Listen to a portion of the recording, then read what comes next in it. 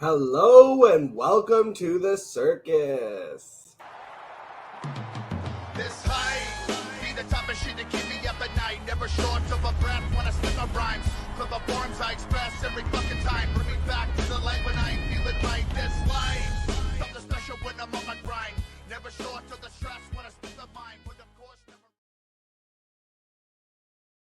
Boys and girls, I am your host, the Fantasy Football Joker, Jack Lusney. You know the drill. Make sure you go like, sub, comment, help grow the show. And while you're at it, help grow fantasyfootballadviceforum.com. They are there right now at the FF Expo in Canton, Ohio. So if you happen to be in the area, make sure you go and meet them in person. The Bradley brothers are awesome people. Make sure you go sign up to the site. It is only $28 a year. You can get it for $2.99 a month, and you can get 20% off right now using my code Joker420.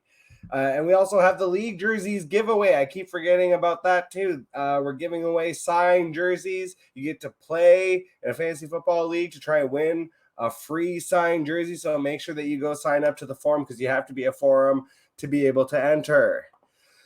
Today we're keeping it light and breezy. I'm not trying to stress out. It's the off season, right?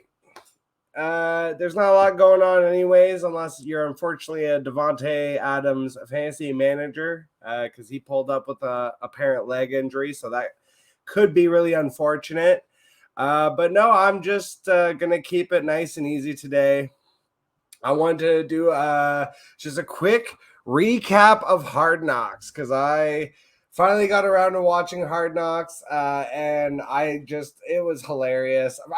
First of all, I love the format of Hard Knocks. Like, I saw a tweet. I wish I could remember who it was, but they were like, I got bored halfway through. I thoroughly enjoy just that kind of television and documentary series in general. But when it's about football, which is something I love, it just takes me that much deeper into it. And I've been following Aaron Rodgers Tuesdays on Pat McAfee show for a while. So I know that Rodgers is like cool as shit and just has like an irreverent sense of humor. And I was very unsurprised that he shined the way he did on this Hard Knocks episode. I think it was very obvious how much his teammates revered him. I think the excitement in the building is palpable. I mean, you had Mecole Hardman telling him, I've been watching you since I was 7 years old. I'm going to tell my son that I caught a pass from Aaron Rodgers. And Garrett Wilson, same thing. He's like, I've been watching you since I was 10 years old. A lot of these 20-year-old cats have been watching Aaron Rodgers since they were literally kids, and now they get to play with him. It's that Tom Brady effect.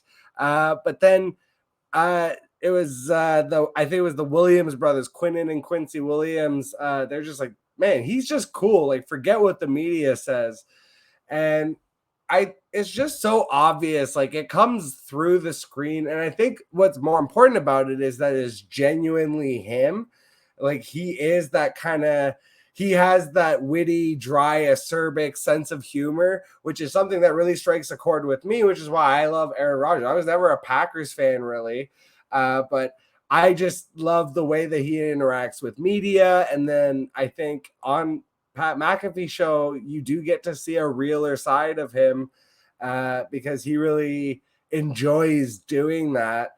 And, it shines through when Jeff Ulbrich in the defensive meetings is going over the film tape, and he says, normally this is a sack, but he being Aaron Rodgers makes a throw across field, across shoulder that he shouldn't make, and after he basically highlights this play, he's like, he's our quarterback. And that's just like, that's a feeling that's radiating through this whole team right now. You've got Aaron dapping up Michael Carter with fancy handshakes. He's doing the one with Sauce where they're passing the J. Ooh, yeah. It's just like they're having a great time in training camp. And I think Hard Knocks, every team, every coach is going to be like, oh, we don't want to do Hard Knocks. We don't want the cameras. We don't want the distraction. I think when you embrace Hard Knocks the correct way, the way the Lions did last year, the way the Jets are ultimately doing now, I think Aaron Rodgers more so than the team embraced it. And there's that bit where I'm forgetting the coach's name now, but it's like the main equipment manager essentially, Vito something, I think. And Aaron Rodgers is like, oh yeah, this guy was mad that he didn't get enough airtime. The guy just looked, he's like, I don't want to be on camera. I don't even want to speak right now. Don't even look at me, kind of thing. And that just, again, it just shows the kind of humor that Aaron Rodgers has. And he talked about his relationship with Nathaniel Hackett, obviously, which how he talked about Hackett is always making gold member references, and that was something that they like identified with because he appreciated like injecting some humor into an otherwise dry scenario, and not having to be so serious all the time. And then the best part was the basketball psych outs where Aaron Rodgers is like throwing passes with people, and he's like talking about basketball, how like in basketball one of the main parts of the game is that you have to psych out the other player. Hey Grunsky, you losing weight? Hey, you guys, seriously, I'm fucking fine. Seriously, guys, I'm fucking And the Beers hold him in the ninth on a clutch strikeout. So they're doing the psych outs, and the best part is Aaron Rodgers gets the best zinger of all of them because Nathaniel Hackett goes to throw a pass, and he's just like, Sean Payton, keep my coach's name out your mouth, said Aaron Rodgers in that interview after. Oh man, the whole Hard Knocks episode was just like, it really was putting a spotlight on Aaron Rodgers, and he just took it in stride. He was just Mr. Cool. There hasn't been a quarterback that cool in New York since Joe Namath. And then I just want to shout out to one part that I really liked was Sauce Gardner graduating. So he talked about, and you could see that he talked about first that his mom really pushed and made sure that he was going to graduate in spite of obviously him being like a millionaire and having a football career. And again, that's important because there needs to be a life after football. But I think also what was really cool about it was that Sauce talked about how he missed his high school graduation essentially because of football and because he was training for football. And so it was a nice experience for him to be able to cross the stage and get his diploma for his college graduation. So that was a nice little moment that I really enjoyed. And then my other favorite moment, and this is where I'll leave it for the Hard Knocks recap, was the no-look pass, which is so funny because it's like we think of Mahomes with like in training camp, he's doing like behind the back and he's known for the no look. And there's a couple guys who can do the no look pass, and Aaron Rodgers is definitely one of them. But then it was just so funny how it kind of took over the whole training camp, where you even have like Garrett Wilson joking about him doing no look passes. Man, I really enjoyed the first episode. I'm really looking forward to the next episode.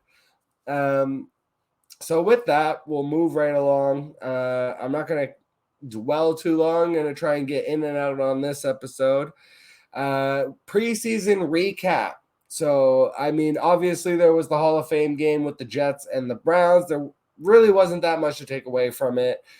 Israel Abanikanda saw a lot of the work for the most part, but it was just that kind of, grind work of we're just trying to get rid of this game. And I think you could see that, like, if the Jets were really up big, you might see more of Anaconda than you would see Michael Carter. I see Michael Carter really more as a pass catcher, and that's where his value is going to come from, is Aaron Rodgers utilizing him in the pass game. But moving on to and I'm recording this at 5:00 on a Friday, so I won't be talking about the preseason games coming up. This is just recapping Patriots, Texans, and Vikings, Seahawks. Our first little taste of real NFL football. And all in all, the Patriots, Texans was kind of meh. I think it was more of a defensive performance. I think it's indicative of how both of their seasons are going to go. I don't think it was a good sign, obviously, for CJ Stroud. He's a rookie, and this just shows that it takes a while for rookies to become accustomed, because both Davis Mills and even journeyman veteran quarterback Case Keenum looked a lot better than Stroud. Stroud obviously went 2 for 4, only 13 yards, and had that interception. And he also ate a sack in that time. Whereas Davis Mills went 9 for 12 for 99 yards and a touchdown. He kind of looks honestly like the starter right now. And then Case Keenum went 9 for 14 for 79 and a touchdown. So right now, CJ Stroud is looking like third on the depth chart based on that performance. Now, they invested so much in him. We'll see if that's how it actually ends up working out. But I wouldn't be completely shocked based on this coaching staff and based on the situation if they decided to redshirt Stroud this year and, roll with essentially Mills, Keenum as the 1-2 quarterbacks. And then, Stroud gets to learn and take over the position next year, one would hope.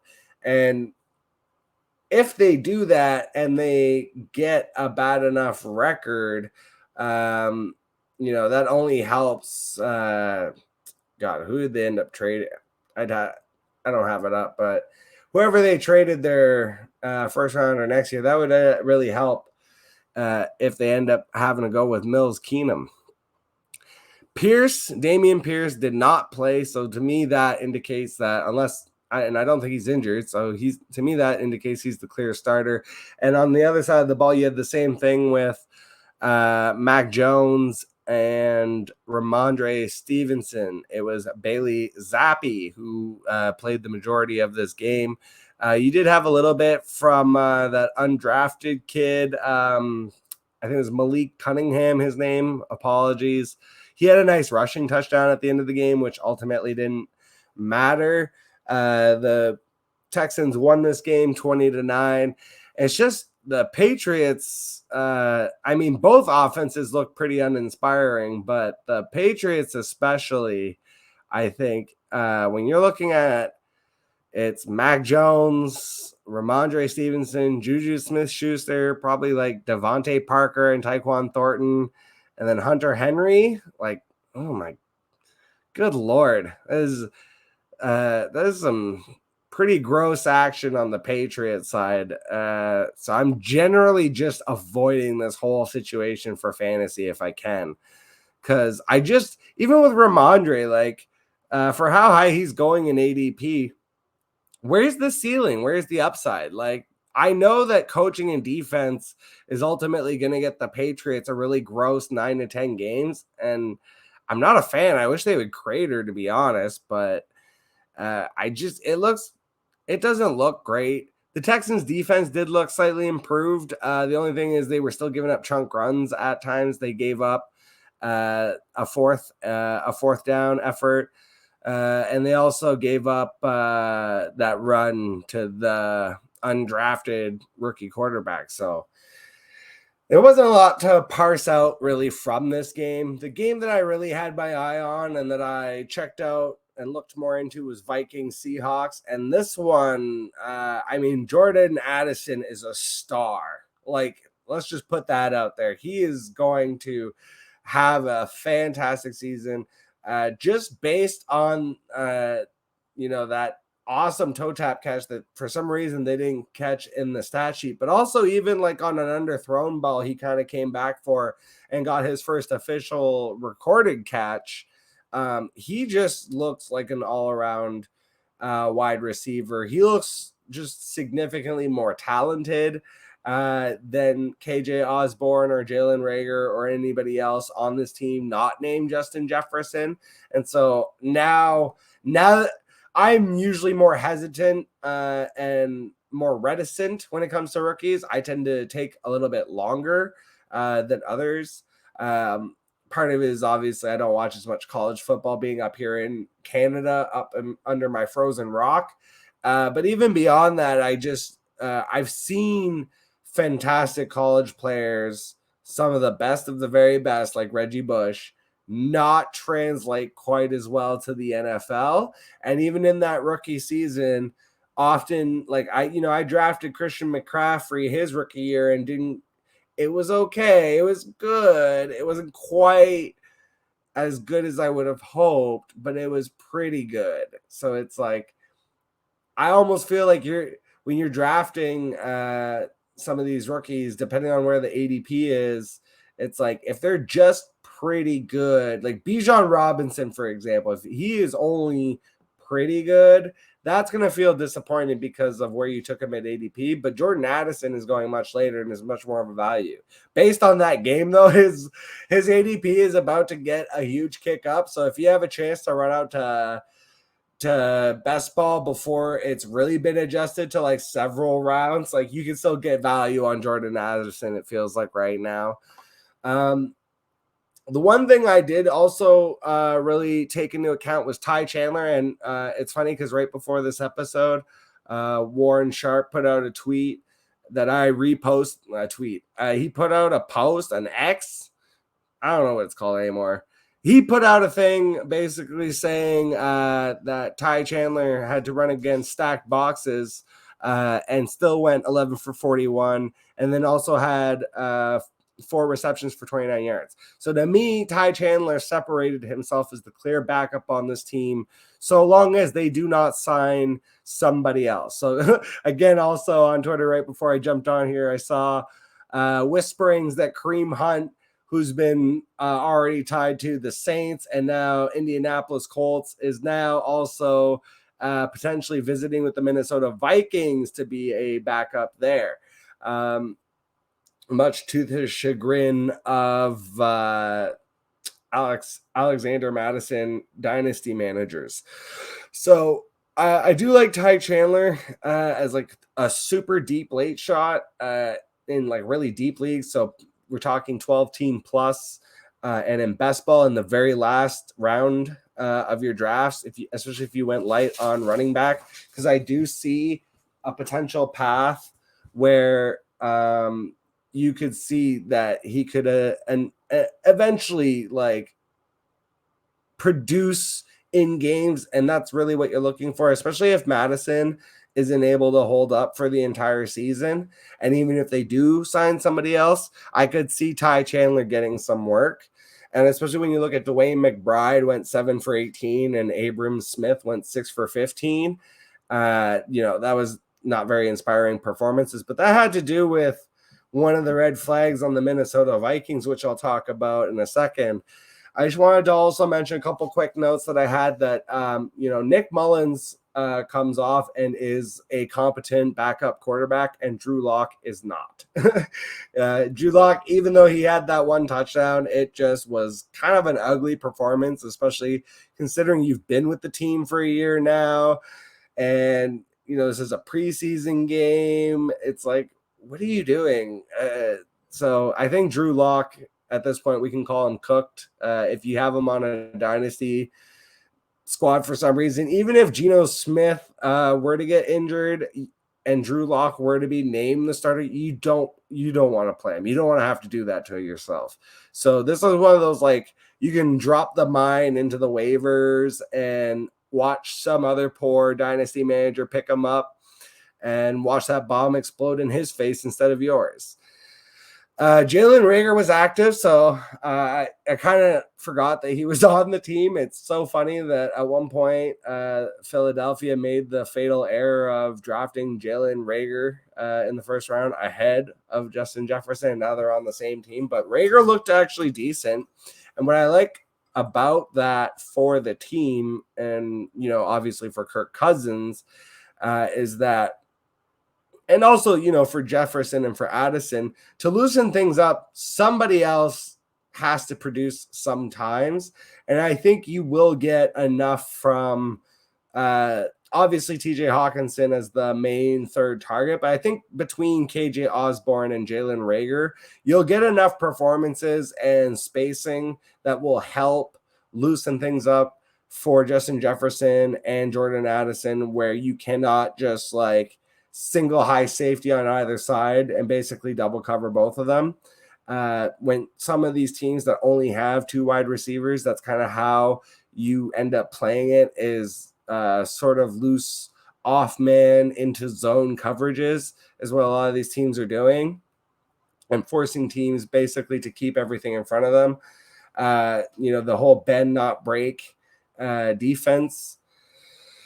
So I just I like Jalen Reagor as an auxiliary piece. This is not a fantasy. Sometimes there's players that are good for fantasy in the sense that they will maybe help your other fantasy players, but they're not going to be useful to you. Trying to play, don't go trying to play Jalen Reagor, but know in the back of your mind that Jalen Reagor presents as a fourth wide receiver option on this team behind Jefferson, Addison, Osborne, and so it allows them to do four wide receiver sets, which is ultimately a good thing for Kirk Cousins. So even though I'm not huge on Kirk Cousins, because when he does have spike weeks, they're almost always negative.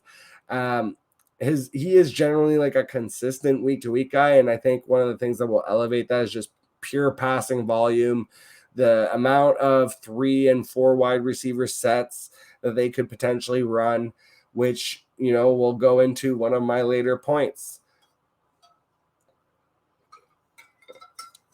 So the 3 biggest red flags that I mentioned when I was watching this game, and they all came from the Vikings.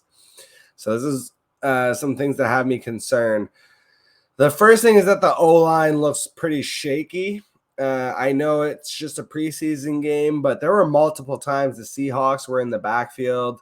The offense just seemed like it lacked energy overall. Even the commentators mentioned at one point, the Seahawks defense looks frenetic and energetic.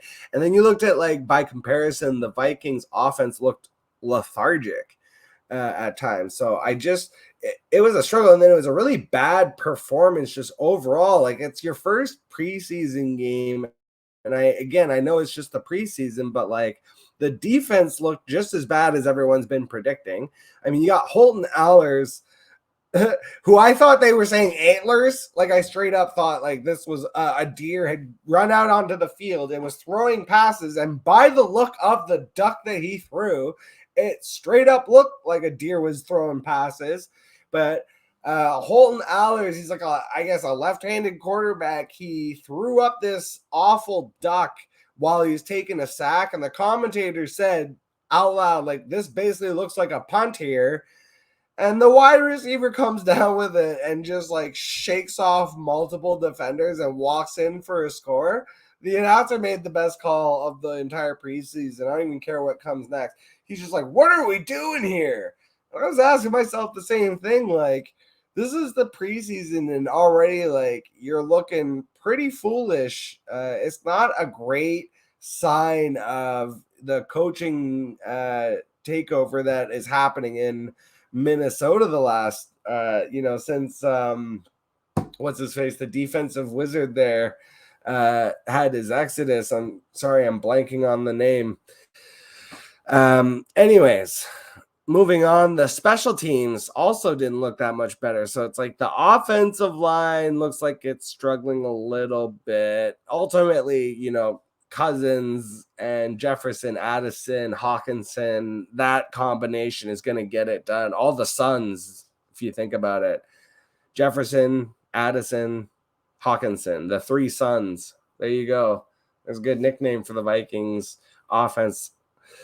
All right, so the special teams didn't look much better than the offense or the defense because they gave up a muffed punt leading to a score. And it's like all these basic mental mistakes and errors showing up on your offense, defense, and special teams in week 1 of the preseason is definitely not a good sign.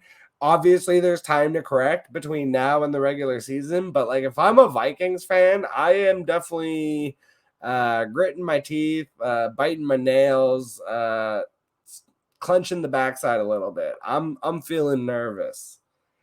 So, it's enough for the recaps. We'll get into the little bit of analysis that I will provide today, and then I will be on my way. We're doing a shorter episode today. I don't know why I'm rhyming everything. It's like a Happy Gilmore segment. But the first thing is, and it's just like, I kind of guess the name of the segment you could call it. It's Coaching Matters. Whoa! All hands for Leisure Suit Sanger, la. Timmins Timber Kings boys game. Fucking won. Goody, you ready? Ready, Gatsby. Good, because you're going. Yeah! Dolo, you ready? Sheila Sanger. Good, because you're going. Yeah! Pitch, you ready? Let's get on the go, boys.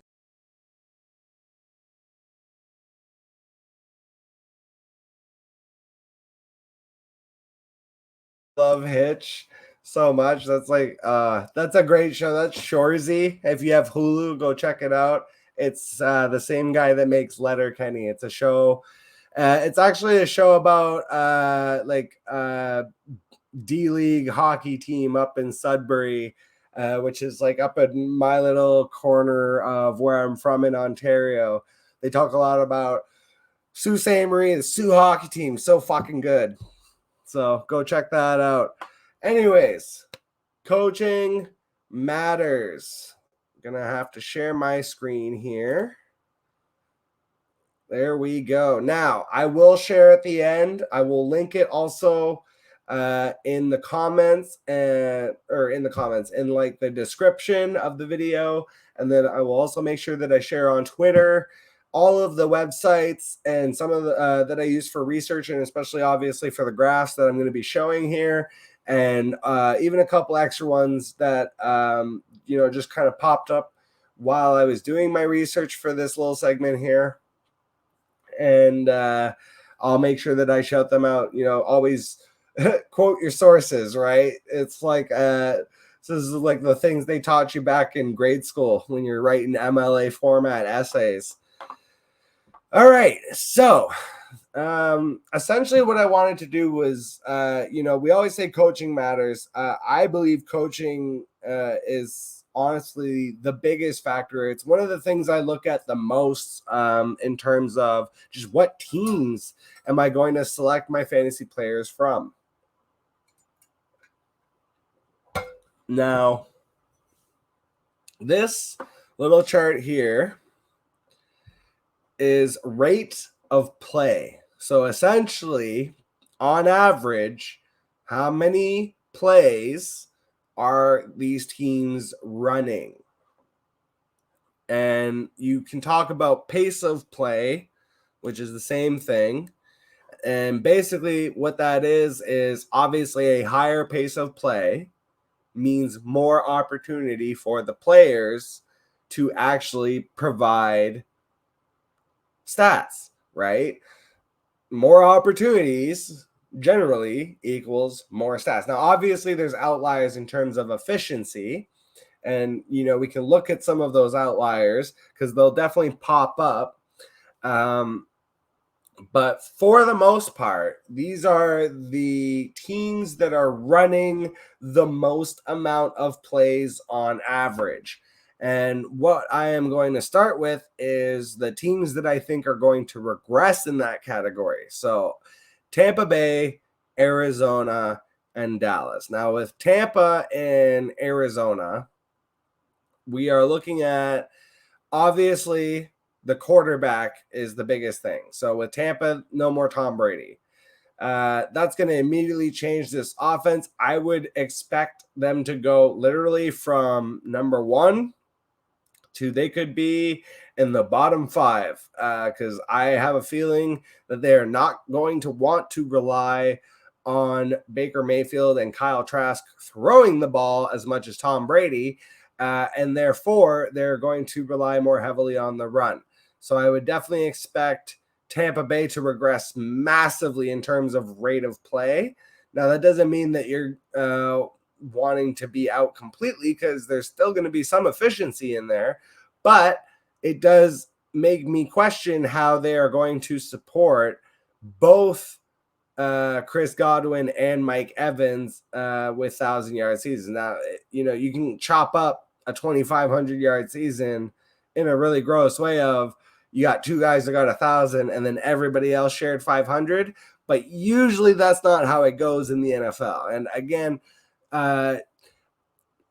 it's safer to bet on the majority, like things that happen the majority of the time, and things that are generally the rule are that way for a reason. It's because they happen so often. And so yes, outliers exist, exceptions to the rule exist, obviously, but betting on those things to happen, now if you can see all the signs of the storm coming and you're able to bet on that outlier and win that bet, okay, cool. But when you let that affect your judgment to the point that now you're betting on every outlier, you're betting on all outliers, your whole team is outliers. Well, now it's like you've decreased your percentages of winning, because it's like, yeah, if you hit that lottery ticket per se, but you've given yourself the equivalent chance of hitting on a lottery ticket, where it's like you can give yourself a handful of outlier players, but also make sure that the crux of your team is the guys that are going to be producing the majority of the time.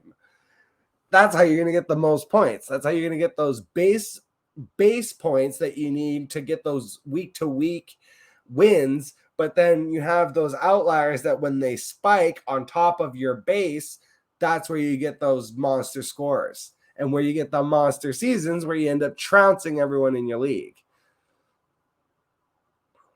So the Dallas Cowboys, this one is, they straight up told us that they want to run less plays.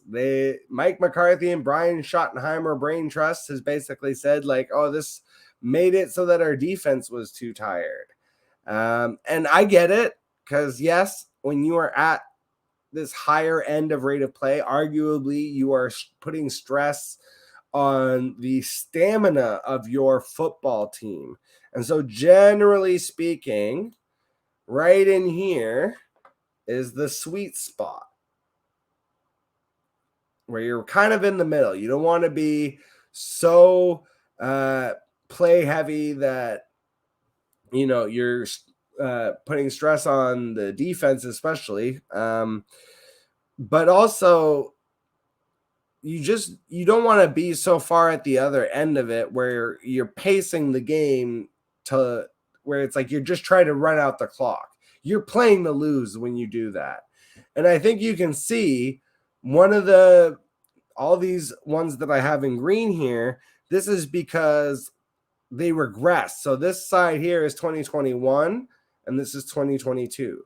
So you can see the Rams, the Bears, and the Titans all regressed from rate of play from the year prior, and we're under 60 for last year.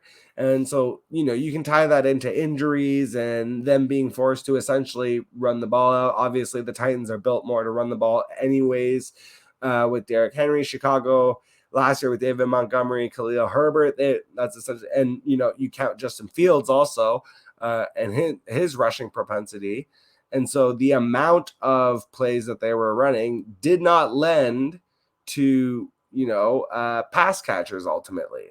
And there's always outliers that you can find.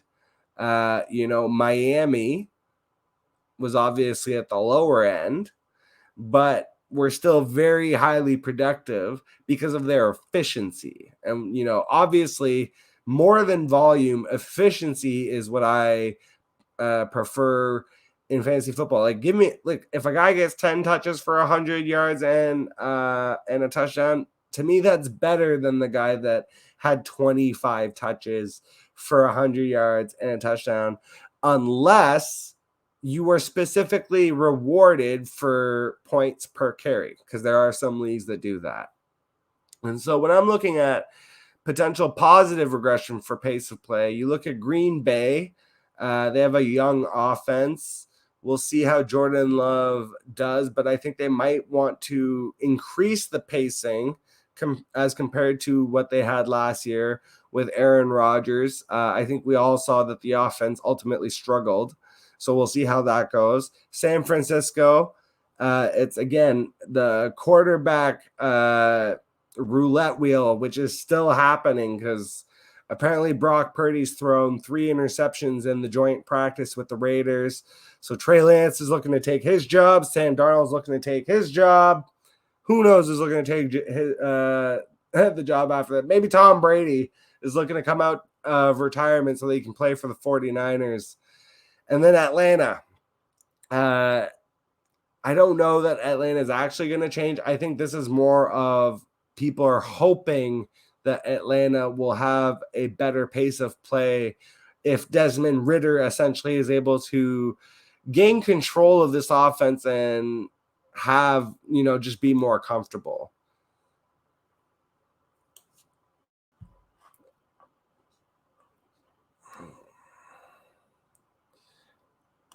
And so after we can come here,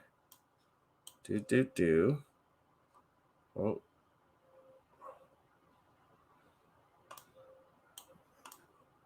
There we go. That's visible for everyone. So shout out to Warren Sharp Analytics. This is straight from their site. Again, I will post all the websites that I used, but this is a personnel breakdown. Dude, you're gonna love it. Oh, cool, man. I like this. Wait for the drop. I'm sorry, the drop?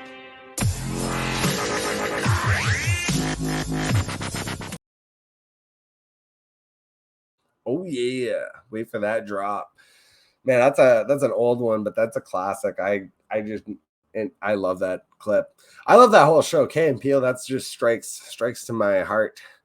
So, anyways, when we're looking at offensive personnel grouping, this is really more for the pass catchers. So, and I put it over here so that it was really easy to have as a legend.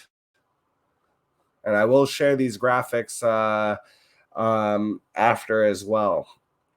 So make sure that you go check that out on Twitter. Again, look, make sure you go like and subscribe and comment on the video. Like, it helps so much with the algorithms, and it's a huge pain. So I would super appreciate it. I put a decently hard amount of work into this, and I try to be as entertaining as possible while providing some number crunching here and there. So look, this is a breakdown of, I took 5. I just wanted to do 5. I didn't want to overcomplicate. These are the personnels that they're running in the NFL for the most part. 11, 12, 13, 21, 22. You can break it down as essentially single back, split back, 3 tight end. I don't even know what you would call it. Heavy split back, I guess. Did I repeat one by mistake? Oh, yeah, I did. Sorry about that. One of these, it's this one. No, it's not. I screwed this whole thing up. Anyways, go look up those on another site, I guess. But basically, what we're looking at is just these 3 at the top is really what's most important. It's 11, 12, and 13. And 11 is the 3 wide receiver sets, which is really what we're here to look at. So, as you can see here, Atlanta, Baltimore, Cleveland, Miami. They were all very low in the 3 wide receiver. Now with Miami, it kind of made sense because you've got Tyreek Hill, Jalen Waddle. They ran the heaviest amount of 2 wide receiver sets, which again makes sense when you have 2-star receivers like that. I think some of the teams that surprised me a little were Pittsburgh, Washington, and then you had, Cincinnati obviously made sense. And then Buffalo was running a lot of 3 wide receiver sets. So those are just quick purviews that you can take of, obviously, if you're trying to draft a wide receiver 3 from Cleveland, which ultimately is going to be Cedric Tillman or Donovan Peoples-Jones or maybe Elijah Moore. It's like, we'll see who is able to get that job.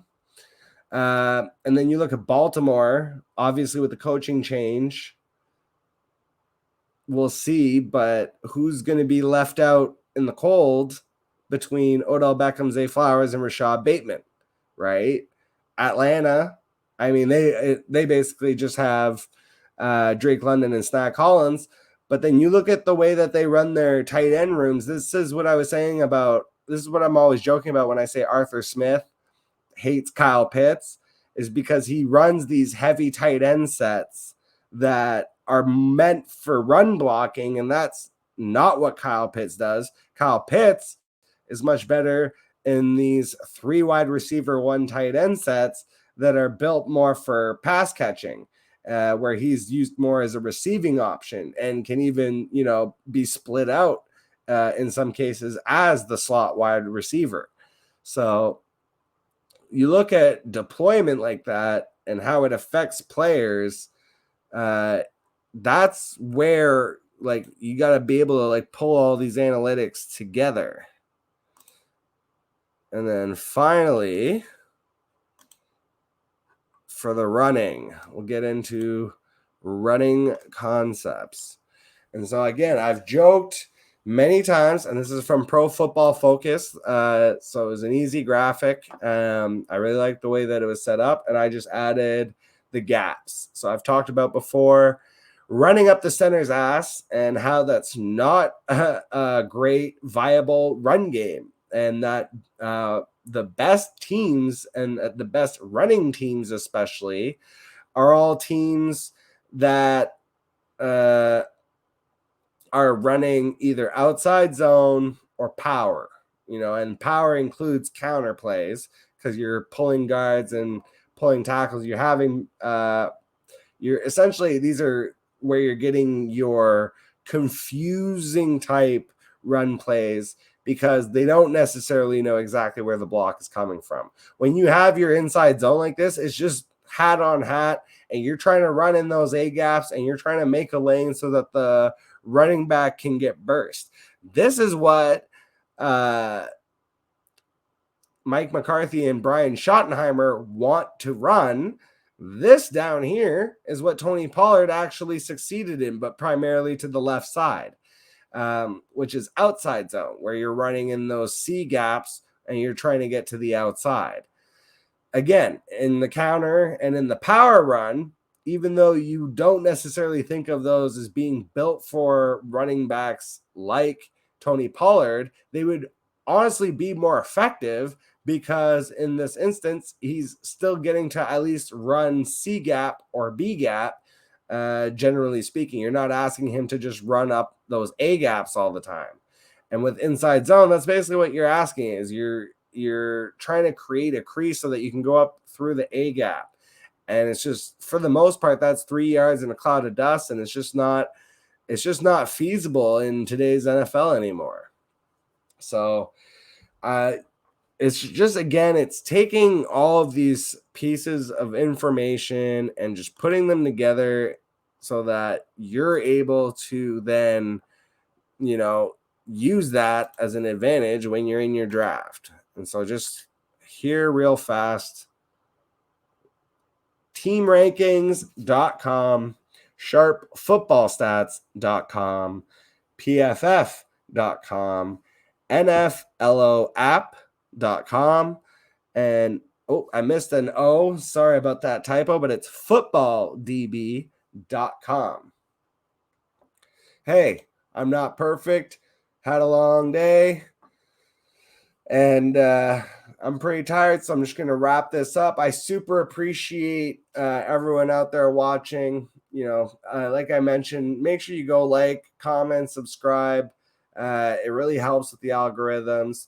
If you're at the Fantasy Football Expo, I wish you the best of time. I wish I could be there. Go hook up with Fantasy Football Advice Forum. It's the Bradley brothers. They're going to be hosting the Saturday night party, so make sure you go check that out.